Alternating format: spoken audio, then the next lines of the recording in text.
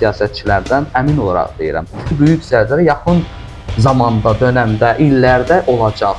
Son 30, 40, 50 ilin olmadığı bir zəlzələdən gedir söhbət Azərbaycanda, bir sellərdən gedir söhbət. Qara 8 adlandırmışam. Bu 8-ci aydımı bu ilin, yoxsa hansısa ayın 8-idirmi, yoxsa 8 civarında zəlzələdirmi? Azərbaycan bir 8 rəqəmindən qorxmalıdır. Doğru görən, hiss edən şeytandır. Proqnoz verən ekstrasenslər olmasın, şərh eləyən politoloqlardan da şeytandır. Bugünkü gün insanların başına böyük zəlzələ olduğu təqdirdə hadisə gəlməsin deyə indidən nəsə etmək mümkünatı varsa, onu eləsin deyə mən deyirəm də öz proqnozuma. Əziz və dəyərli Kanal 13 izləyiciləri, hər birinizi salamlayıram. Bugünkü qonağımız verdiyi səsi şərhlərlə tanınmış ekstrasens Nadim Əlixanovdur. Hər kəs üçün maraqlı ola bilər ki, bizim bugün Nadim beydən müsahibə almamızın səbəbi nədir? Nadim beyi tanıyanlar bilir ki, onun verdiyi bir çox proqnozlar bugünə qədər öz əksini tapıb. Və onu tanımayanlar üçün qısa bir xatırlatma etmək istəyirəm ki, bugünə qədər Nadim bey hal-hazırda gündəmin ən qalmaqallı mövzusu olan Qarabağın oyunu ilə bağlı proqnoz vermişdi və o 2-3 ay idi ki, öz proqnozlarında Qarabağın sonuncu dəqiqədə bir qol vuracağını və bununla Qarabağın taleyinin dəyişəcəyini və həqiqətən də sonuncu dəqiqədə yox, o qol sonuncu saniyədə oldu və Qarabağ Ayntraxtla oyunda 3-2 hesaba qalib gəldi. Biz Qarabağı 24-lüyün içində görəcəyik gözəl dostlar. Qarşıda gələn çox güclü 2 oyun qalmağından asıllı olmayaraq mənim proqnozum 24-lüyün içində Qarabağın olacağını hiss edirəm. Biz bunu görəcəyik. Qorxmayan adam bu oyuna proqnoz verərdi. Hansısa baş verən şeyləri sonra deməsin mən demişdim. Mən bax dedim, bu da oldu. Belə olur hər şey. Gözəl dostlar, proqnoz verən belə proqnoz verirlər. Və proqnozun da nəticəsi nə oldu bəy? Göz qabağındadır. Proqnozun nəticəsi göz qabağındadır. Bəli, əziz gözəl dostlarım, proqnozun nəticəsi göz qabağınızda. Eyni zamanda bugünə qədər Nadim bey bir çox proqnozlar verib, hansı ki İranla bağlı ki, İran vurulacaq və vuruldu. Daxili ixtişaşlar, İranın vurması, bəli. Trump'ın gəlməyinə sevinənlərə deyirəm ki, heç də sevinməyin. Bu təbii fəlakətlər daha-çox olacaq. Elon Musk'ın əlindən İranı vuracaq. İran da vuranda onun ətrafı ölkələrində də pis olacaq. Hamının balinaya baş qarışan vaxtında deyirəm. Bölgənin qarışması, yəni İranın qarışması bu %100%dir. Çünki bunu 40 ildir deyir. İranı vuracağım falan o. Hər il biz bunu eşitirdik əslində. Amma bu dəfə sadəcə biz bunu eşitməyəcək. Həqiqətən də bu savaş başlayacaq. Bu savaş başlayacağını hiss edirəmsə, bu bəzilər analiz edir ki, ola da bilər, olmaya da bilər, amma mənim hisslərim %99% olacağını deyirsə, ona görə hər kəs hərəkət eləməlidir və bu məndən proqnoz istəyən adamlar, mənə güvənlər üçün yenə də mən təkrar edirəm ki, siz deyirdiniz ki, mənə %100 bir şey dinən bu barədə, o adamlar üçündür bu proqnoz. Bəli, mən həqiqətən də hiss edirəm ki, İran savaş gələcək. Bir neçə ay öncə Gəncədə vəfat edən Elgünlə bağlı da proqnoz vermişdi ki, Elgün intihar edib və Nadim beyin öz hisslərindən sonra baş prokurorluq bu barədə məlumat yaydı ki, Elgün intihar edib. Kimlər ki mənə inanırsa, o kəslərə deyirəm ki, zaten bu inşallah zaman gələndə üstü açılacaq, nəyin nə olduğunu biləcək. Və mən də ona görə deyirəm ki, mən o uşağın döyüldüyünü görmürəm dedim. Mən o uşağın başına gəldiyi hadisə kimsə tərəfindən döyüb və onu gizli qaldığınızı kimsə onu döyüb. Olar ki, hadisə məsəl üçün özü intihar eləsin və ya intihara səbəb olan bir hər hansı başqa bir nəsə cinayət tərkibli hadisə, bir nəsə qorxudan və ya bir şey olsun. Bu başqa bir məsələdir. İnsanlar məni düzgün anlamaya da bilər. Mənim dediyim odur ki, bu məsələdə bu uşağı kimsə ora döyərək o hala gətirib atdığını görməmişəm. Bununla yanaşı hər kəsi üzən, ötən il baş verən təyyarə qəzası ilə də bağlı Nadim bey proqnoz vermişdi ki, qara dekabr olacaq və böyük bir gəmidə qəza olacağı hiss edirəm. və həqiqətən də təyyarə qəzası baş verdi. Nadim bəy, dekabr ayı qara gələcək deyə matəm ayını gətirdiniz. Bugün matəm elan edilib. Dekabr ayını burada da görürük ki, qara hərflərlə yazmısınız. Siz bir zamanlar videolarınıza baxırıq. Yəni qulaq asaq. Rəqəmi hesablanır.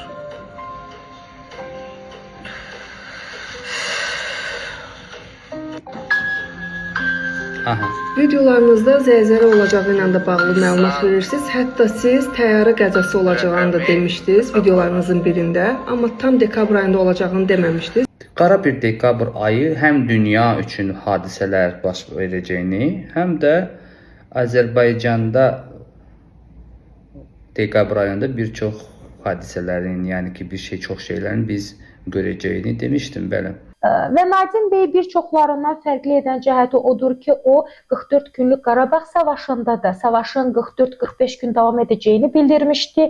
Həmçinin Azərbaycan prezidenti cənab prezident İlham Əliyevin Ermənistanla sülhə gedəcəyini və Qarabağı savaş yolu ilə alacağını da bildirmişdi.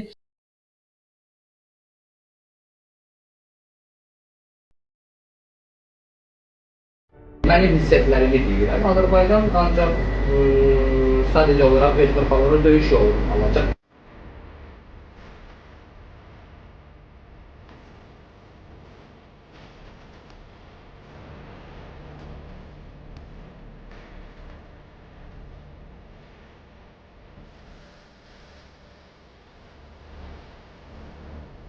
Nə qədər sakitçilik olsa da, временli sakitçilik olsa da, sülh yolu ilə biz Qarabağ torpaqları ala biləcəyini bir hiss mənim üçün ürəyimə gəlmir. Müharibə başlayıb bir müəyyən torpaqlara sahib olacağını hiss edirəm. Bu çox uzaqda deyil bir şeydir.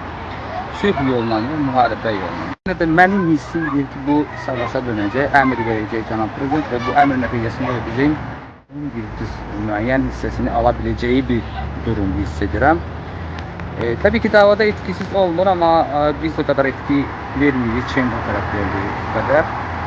Eyni zamanda illər öncə Venezuelada böyük bir çaxnaşmanın düşəcəyini və 6-7 ay öncə də bir prezidentə qarşı sui-qəsd olduğunu hiss etdiyini bildirmişdi. Bu yaxınlarda dünya liderlərindən birinə çox böyük bir sui-qəsd olacağını hiss edirəm. Düzdür Nadim bəy, sizin proqnozlarınızdan bugünə qədər bir çoxları mənim sadaladıqlarımdan da çoxu öz əksini tapıb. Sizi izləyən daimi izləyicilər də bunu çox yaxşı bilir. Qarabağla bağlı verdiyiniz proqnozdur ki, hansı ki Qarabağa gözlənilməz bir qolun gələcəyini demişdiniz. Bugün bu proqnoz bizi bura sizdən müsahibə almağa vadar elədi. Siz Qarabağla bağlı proqnoz vermişdiniz ta 2-3 ay öncədən ki Qarabağ play-offa düşəcək. Siz bu proqnozu verərkən qorxmadınızmı? Zəhra xanım, mən Qarabağın barədə qorxmadım, çünki mən öz güclərimə, hisslərimə, öz analizlərimə güvənirəm. Və o da bugün nəticə göstərdi ki, mən qalan oyun Liverpool'landı və bir də bundan əvvəl Eintracht'dan idi. Hansı ki Galatasaray kimi nəhəng komandası 5-1 udan Eintracht'dan gedir söhbət. Bu ikisindən birində qələbə mütləq olmalı idi. Hətta 2 dənə neçəyə də kömək etməzdi. Xal cəhətindən futbola baxanlar bilir. Mən Eintracht'ın qələbə olacağını, mən Kanal 13 rəhbəri dostum, qardaşım Əziz Orucovla futbol izləyirdim və orada da biz canlı yayında dedik ki, Qarabağ son anlarda onu dedim ki, yəni çoxları bizdə bir xüsusiyyət var axı. Mən proqnoz verən kimi sadəcə pul yükləyirlər. O pul yükləməsi də dünya özü bu futbollar sanki mən indi düşüncəmi deyirəm, bir qumar halına sanki gətiriblər. O da şotuna, qələbəsini mişatçılıq edirdi. O qələbəni açıq şəkildə o cür mən sadəcə axırıncı canlı yayımda dedim. 1300-ə yaxın TikTok izləyici var idi. Həmən zamanında onu konkret açıqladım. Neysə, Qarabağ sevinəcək və sevinərək qayıdacağını görürəm Liverpool oyundan və bizim millət o sevincik hissləri gördüyü üçün Qarabağ Liverpool'la olan oyun nəticəsi atdığı dünya üzərində oyuna atdığı pullardan çox şey taley həll olunacaq üçün mən şotdur və ya konkret kim olacağını o Eintracht oyununda da konkret udacaq deməmişdim. Prosta bir gol görürəm, hamını Və 24 sevindirəcək. xal. Var videolarında baxa bilərlər.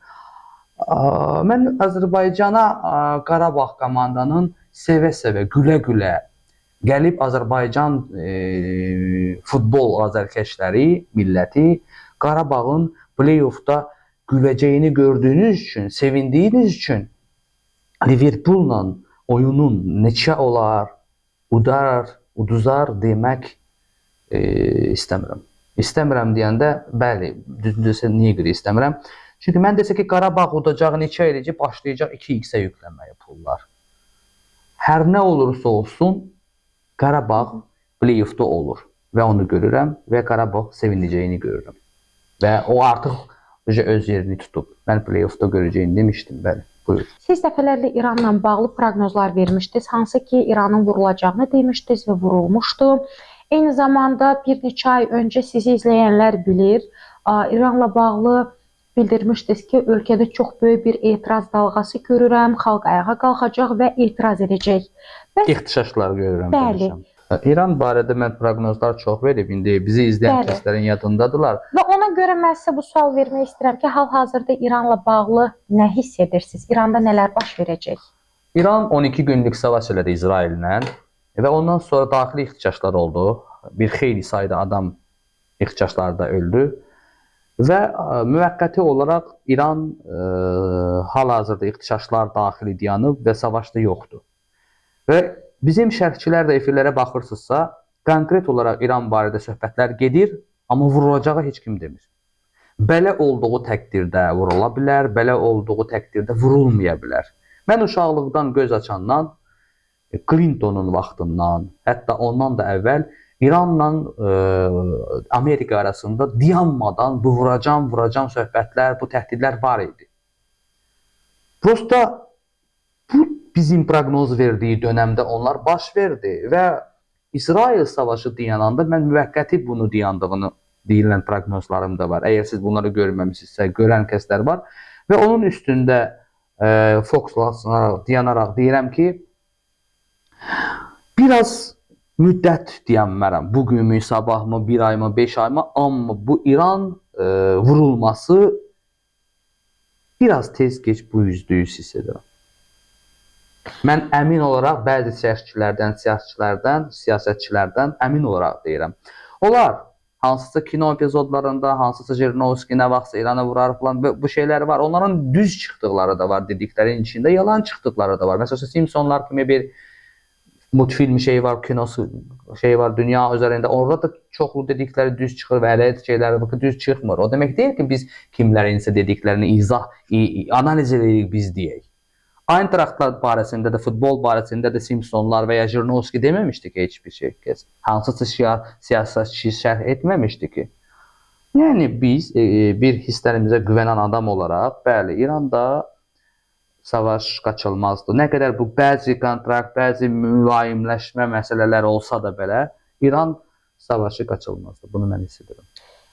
belə İrandan danışarkən Zəngəzurunun açılması, Azərbaycanın Zəngəzur yolunun açılması, onun qabağı da heç bir qüvvə ala bilməyəcəyini də şərh etmişdim və bu il açılacağını bildirmişdiniz. Bəli, bu gərginliklər bu il deməmişəm, yaxın müddətdə demişəm. Ola bilər, indi rəqəmi demirəm. Mən həm də Azərbaycan sərhədlərinin açılacağını demişəm, yaxın bu il. Onu bu il demişəm. Bəli. Ənənəvi olaraq həmişəki kimi Rusiya-Ukrayna müharibəsi ilə bağlı sual vermək istəyirəm. Çünki siz Rusiya-Ukrayna müharibəsini ta ilk başdan bəri bu iki ölkənin savaşacağını demişdiniz və bugünə qədər Kanal 13 olaraq yeganə kanal bizik ki, Rusiya-Ukrayna müharibəsi ilə bağlı sizin fikrinizi soruşuruq və sizin hiss etdiklərinizi soruşuruq. Çünki siz bu məsələni bir çox siyasətçilərdən də çox gözəl təhlil edirsiniz. Bəs Rusiya və Ukrayna müharibəsi hansı səviyyədə davam edəcək? Bundan sonra nələr baş verəcək? Yaxın müddətdə savaş bitə bilərmi? Belə bir ehtimal varmı? Mən yenə də təşəkkür edirəm sizə, Kanal 13-ün rəhbəri Əziz Orucu, mənim qardaşıma. Kanal 13 çox böyük bir siyasi kanaldır. Bəzilər orada mən şərhlərə baxanda görürəm ki, bu kimdir siz deyir, efirə çıxardırsınız ki, onlar mənə bir baxıcı növündən baxırlar da. Onlar dərk etmir ki, sizin siyasətçilər o efirlərdə, Kanal 13-də, CBC-də, nə bilim, bütün bu futbolları, siyasəti analiz edən şərhçilər mənim qədər doğru ortalığa bir məhsulu qoya bilmir. Hə, bu dini cəhətdən gözdən düşmüş baxıcıdır və ya bunlar baxıcıdır. Bu cür edərək gedir. Onun əvəzinə bu adamın dediklərinin tarixlərinə, vaxtına analiz etmək və bunun dediklərində doğruluq var, yoxdur, bunlara baxmaq lazımdır da, elə deyilmi? Düzdür. İnsanlar bir şey başa düşmür ki, zəlzələdən qabaq it ki uluyur, onda da insanlar qorxuya düşür ki, bu nədənsə xəbər verir. İndi özümüzü it yerinə qoymuruq. Prosta izah etmək istəyirəm ki, bir insan danışırsa, ağzından söz çıxırsa, o doğruları deyirsə, İstər o heyvan olsun, istər insan olsun, istər ekstrasens olsun, istər nə olursa olsun. İnsanların ağlı dərk etməlidir ki, bu adam düzünü deyir. Qəbul olunmalıdır. Dini cəhətindən, nə tərəfindən bunları qəbul edir. Eləmir qoy. Mən dindar kimi danışmıram, ekstrasens, cadugar kimi danışmıram ki burada. Siz məndən bir siyasi şərh istəyirsiniz. Bəli. Mən də öz siyasi şərhi edirkən deyirəm ki, çox sağ ol. Kanal 13-ün rəhbəri Əziz Orucova ki, o adam doğruları həmişə efirə verir. İstər futbol barədə, istər siyasi barədə. Mən ona görə Kanal 13-də bir çox kanallardan fərqli olaraq öz şərhləri həmişə proqnozlarımı vermişəm və davam edirəm ki, sizin şərhçilər ki var, bu Kanal 13-də və ya o ARB-də bir çox kanallardakı çıxır. Onlar bugün İranın vuracağı deyən konkret bir adam varmı? Varsa göstər onu. Bir şey baş verəndən sonra çıxır ortalığa, belə olar, elə olar. Siz aparıcıların dünya üzərində gündəmdə gedən prosesləri, nə ki, efirlərdə deyirik, xəbər olaraq, həmən o xəbərləri toparlayır, şərh edir, insanlara çatdırır. Apala bizə sizin bunun dilindən gedən nə üçün bu savaşlar çıxdığını, savaşlar nəyə görə olduğunuzu hamı bilir. Bu savaşın axırı hara çıxacaq deyə şərh eləyən, analiz eləyən, proqnoz verən biri var. Vaxtilə Jirnovski bir-iki şey dedi də. Varsa onu qoy ortalığa. Amma mən baxıcı dediyiniz bir adamın verdiyi proqnozlar düz çıxır vaxtilə. Amma sizin çoxlu politoloqların dedikləri düz çıxmır. Onlar iki başlı danışır. Mən konkret bir başlı danışıram. İndi kimi seçir, kimin proqnoza qulaq asar özləri bilər. O proqnoz verən adam olaraq biraz özümdən tərif eləmişəm. Bu arada zor da eləmişəm çünki doğru deyirəm. Amma sizə demək istəyirəm ki, bir şərh eləyən bir adam olaraq yanaşsın mənə, bəli, İranı vuracaq bu 100%. Və dünya savaşda olacaq, budur qaçılmazdır. Çünki masonların bir məqsədi var, insanı dünyada azaltmaq və insanları sadəcə güllələrə azalda bilməz. Sadəcə yeməyə zəhər qataraq da edə bilməz. Bunlar ortalıqda maraqlar qatılaraq etməlidir. Torpaq maraqları, neft maraqları, nə bilim nələr. Bunların arxasında qol çəkən, deyən Trump kimi liderlər lazım idi. Hansı ki, Trump çox manevralı bir adamdır. Ondan həm Türkiyə, həm Azərbaycan, həm müsəlman ölkələrin çoxu bugünkü gün inandığı kimi inanmalı deyil. Mən bunu öz hisslərimlə deyirəm. Ona çox inanmasınlar. Bəs Rusiya-Ukrayna müharibəsi ilə bağlı nə hissedirsiniz? Uzun bir müddətdə kan töküləcəyi demişdim. Müvəqqəti bir, yüngül bir atəşkəslik gözlənilir. Bir neçə aylıq, bir neçə həftəlik, günlük atəşkəslik gözlənilir. Bu olacaq. Amma savaş bitməyəcək. Bu savaş 3-cü Dünya Savaşa qədər gəlib çıxmalıdır. Rusiya yönlü qüvvələrlə NATO yönlü, Amerika yönlü qüvvələrin baş-başa gətirən savaş qaçılmazdır. Baxmayaraq ki, bugünkü günlərdə Davosda böyük bir zirvələr ki var, prezidentlərin toparladığı yerdə sülh naminə Trump çalışır, çalışqanlıq hərəkətlər edir.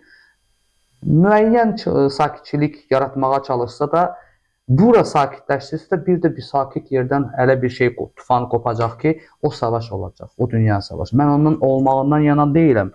Mənim hisslərimin dediklərimi, şərh edədiklərimi zaman gələndə zaten görəcəyik. Sizi izləyən kütlə üçün hər zaman deyirsiniz ki, evlərinizdə it pişiklər saxlayın, çünki təbii fəlakətlər olacaq. zəlzələlər baş verəcək və ötən gün Şamaxı ilə Ağsuda zəlzələ baş verdi. Sizcə bunu başlanğıc adlandırmaq olarmı? Böyük fəlakətlərin başlanğıcı. Zəhra xanım, insanları o qədər də qorxutmaq birinci bir tərəfdən istəməzdim hə deyərək. İkinci tərəfdən də necə yox deyim ki, əgər mən bunu hiss edirəmsə.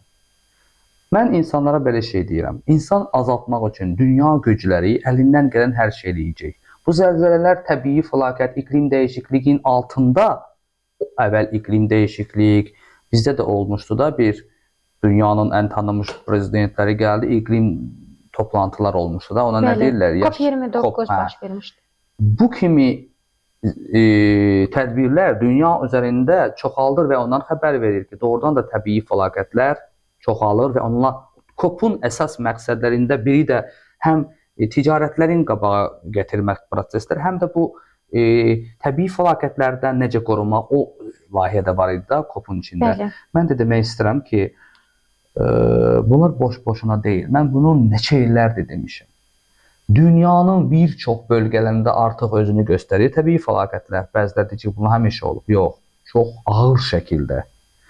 Azərbaycandan əvvəl bir başqa bölgələrdə dağıdıcı zəlzələlər olacaq. O dönəm gələndə bizim şərh eləyən, bizim mütəxəssislər, bugün bir çox mən gördüm ki, bizim zəlzələ uzmanları çıxır ki, Xəzər dənizi olduğuna görə ölkədə zəlzələ baş həmişə verməz. deyir, balaca təkanlar, zəlzələlər hər gün olur deyir. Amma bugünkü gün üçün deyir, elə bir təhlükə bir şey yoxdur deyir. Zəlzələli uzmanlara demək istəyirəm ki, bugünkü gün zəlzələnin olacağından qabaq, heç olmasa 3-4 gün qabaqcadan xəbər verən bir aparat icad olub bu dünyada varmı? Xeyr. Məncə yoxdur. Bir neçə saatlar qabaq, ən azından bir gün qabaq xəbər edə bilər də hansısa.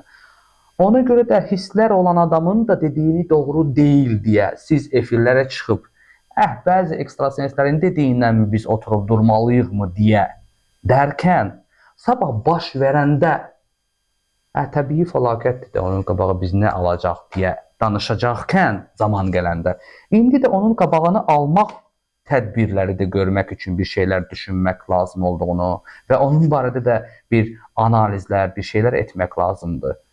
Yəni ki, bu qorxulacaq olan bir zəlzələlər dünya üzərində olacaqsa, böyük sellər olacaqsa, sellər indi son 1-4-5 il daha çox alır. Amma Azərbaycanda, Avropada, Türkiyədə olduğu kimi böyük sellər olacaq. Hansı ki, sellərdə maşınlara, insanlara aparacaq. Ona oxşayan şeylər olur, amma daha böyük. Görürsünüz ki, Sibir vilayətində, Rusiyada necə bir qar yağır. Bəli, Kamaçkada. 100 son ilin qarı. Nə tər ki, orada 100 son ilin qarı yağıbsa, o demək deyil ki, orada hər zaman soyuqda qar yağıb. Amma belə şey 100 ildə bir olub. Elə sellərdə də 50, 60, 100 ilin bir görən bir sel biz Azərbaycanda da görəcəyik. Hansı ki, o İspaniyada, Türkiyədə olan böyük sellərdən. Onun barədə də bugün düşünməlidir, belə bir sular, sellər olsa necə qabağa almaq lazımdır. Çox böyük selləri. Bunu mən hiss edən kəs şərh eləyib deyirəm. Mənə inanan, inanmayan kəslər var, onlar qabağa ala bilən şeylər var. Qaldı ki, mənə inanan kəslər, mənə inanaraq böyük hündür novostroykalardan, balaca həyət evlərə, daha alçaq binalara, daha möhkəm tikilmiş binalara və ya fövqəladə hallar, evlər tikənlər daha böyük, güclü dərəcədə binalara tiksə, nə tər ki, Yaponlar o boyda zəlzələlərə tab gətirən binalar tikir. Bugünkü gün insanların başına böyük zəlzələ olduğu təqdirdə hadisə gəlməsin deyə, indidən nəsə etmək mümkünatı varsa, onu eləsin deyə mən deyirəm də öz proqnozuma. Bir var ki, Allahdan gələndə deyərək gözləyəsiniz, bir də var ki, mümkün qədər qabağı almaq bir şansı varsa, mən bəli, hiss edirəm ki, böyük zəlzələ yaxın zamanda, dönəmdə, illərdə olacaq. Son 30, 40, 50 ilin olmadığı bir zəlzələdən gedir söhbət Azərbaycanda, bir sellərdən gedir söhbət Azərbaycanda. Həm sellərin, həm də zəlzələnin qabağı təbii fəlakətlər cəhətindən qabağı alması üçün mütəxəssislər indidən üstünə düşməlidir. Bəli, Qarabağ oyununu görən, play-off'u görən onu da görər. Bu sözü bayquş deyənlər olacaq. Yox, doğru deyən desə yaxşı olar. Sizin şərhçilər, sizin politoloqlar danışmır axı bu barədə. Demir axı. Çünki olaya hisslərə güvənmir, ya da qorxmasın deyə şərh etmir, ya da onların məndə olan analizlərin, hisslərin yoxdur deyə tam olaraq danışa bilmir ki, çünki onlar iki başlı danışır həmişə. Mən bir başlı danışıram. İran savaşı olacaq. Geci tezi var da biraz. Mən rəqəmlərdə sərf edirəm həmişə. Mən bir proqnozum var idi ki, 2025-ci ildən sonra hər şey dünya üçün yaxşı olacaq. 2025-ci ildən sonra Azərbaycan üçün hər şey yaxşı olacaq. İnşallah onu da göstərir də. Savaş Azərbaycanı qurtardı, Azərbaycan öz torpaqları geri götürdü. Hal-hazırda Zəngəzur yolunun açılmaq doğru çalışır, o da olacaq. Amma dünyada o pişi gedən proseslər biraz mənim dediyi rəqəmlərdə gecikib. Bəli. Vaxt geciksə də dediyi nə varsa, bizneslərin, hal-hazırda bizneslər dünya üzərində krizisli çökülür, çoxlu bizneslər bağlanır.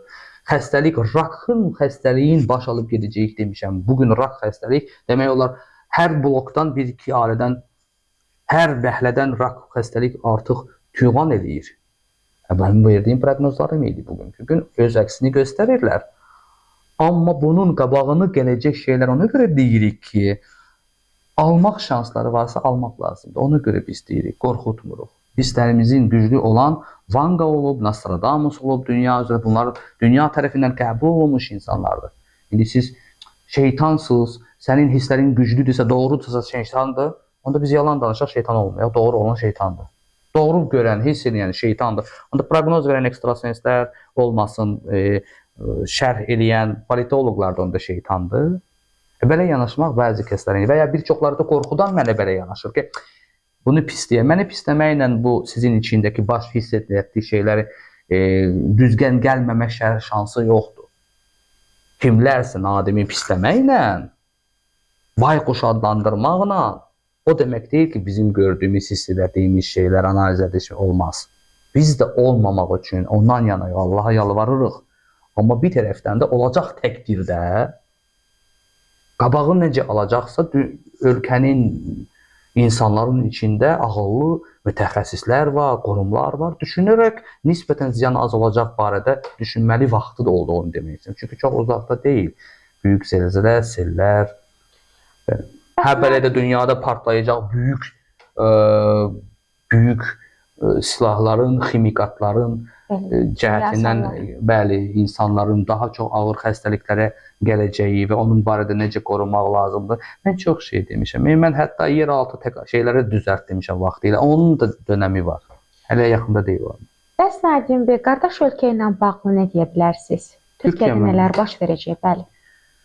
Türkiyə barədə yaxşı şeylər ümid edək, istəyirik. Azərbaycan, Türkiyə qarşıdır. Amma cənab Erdoğan bəy Trump'un verdiyi gücə çox inanmamalıdır.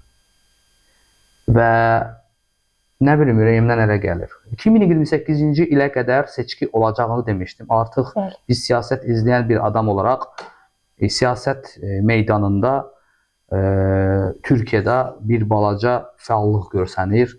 Cənab Erdoğan bəy Azərbaycanı sevən, istəyən bir liderdir. Biz onu dəstəkləyirik Azərbaycan olaraq. Amma gedən gedişat seçkilərin biraz tez olacağını göstərir. Və nəticəsi də mən nə demişəmsə öz sosial şəbəkələrdə var, istəmirəm bu barədə çoxdur demə. Biz Erdoğan bəyi dəstəkləyirik. Erdoğan bəy Trump'a inanmasa, indi bəli, mənim deməklə olası deyil. Erdoğan bəy elə bir siyasətçi, elə bir adamdır ki, o bilir nə edəcəyini. Amma mən də gələcək üçün hisslərimi bölüşürəm ki, çox Trump'a inanmalı deyil və onun komandasına o qədər inanmalı deyil. Gələcəkdə hal-hazırda Türkiyənin ordusu, mən bu barədə də dəfələrlə proqnoz vermişdim. Suriya üzərində olan əməliyyatları, sonra orada nəsə bir qruplaşmaları var. O qruplarda bəzi iştiraklar eləyirlər. Sonu xeyirli olsun deyərək ehtiyatlı olmasını tövsiyə edirəm. Çünki Türkiyə ordusu savaşda görürəm. Dünyadan danışdıq. Bəs Azərbaycan üçün 2026-ya xüsusi olaraq nə deyə bilərsiniz? 2026-da Azərbaycan nə gözləyəcək bizim kanal üçün? 2026-cı üçün Azərbaycan üçün savaş barədə bir qorxulu bir şey yoxdur. Pandemiya barədə də qorxu şey yoxdur. İnsanların qorxduğu budur. Azərbaycan İran üzərində gedən savaşın qaynadığı bir müddət başlayanda artıq bunu şərhçilər də deyir, amma mən bunu çoxdan deyən adam olaraq krizis gərginliyi yaşayacaq. O da ki, niyə görə oradan qaçqın axını ola bilər.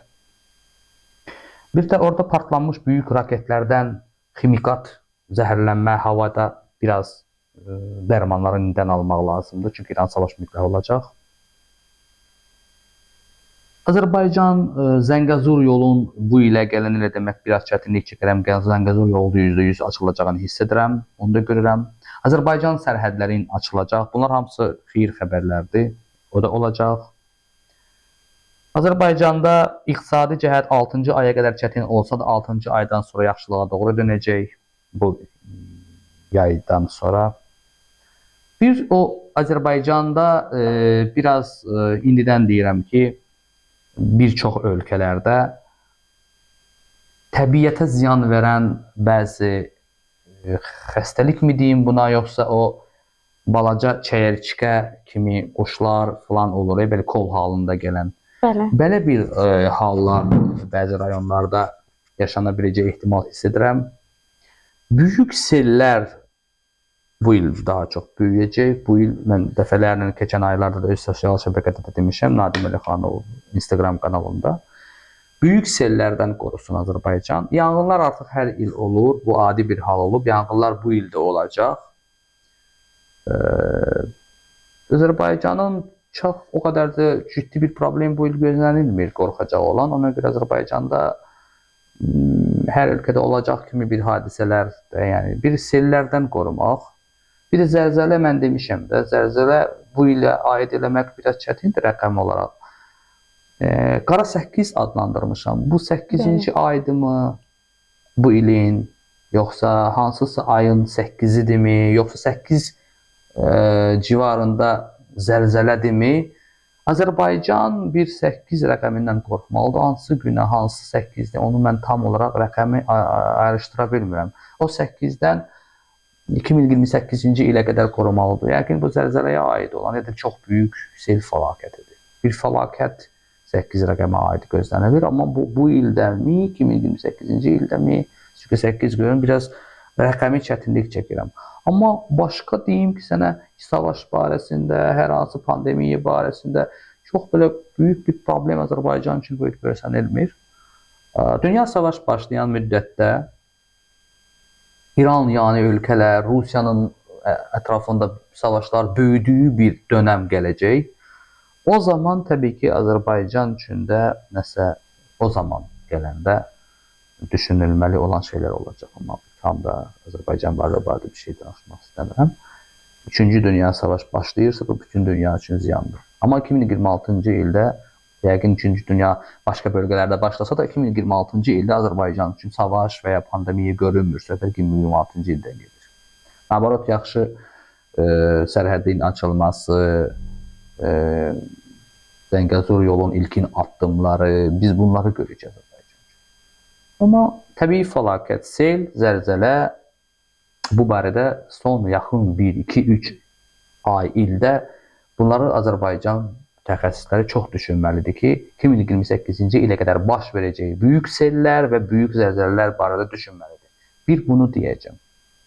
Amma 2026-cı sırf il üçün deyim ki, sədərək yanacaq, hansısa bazar yanacaq. Bunlar balaca bir şeylərdir. Böyük bir şey, böyük sel. Bir də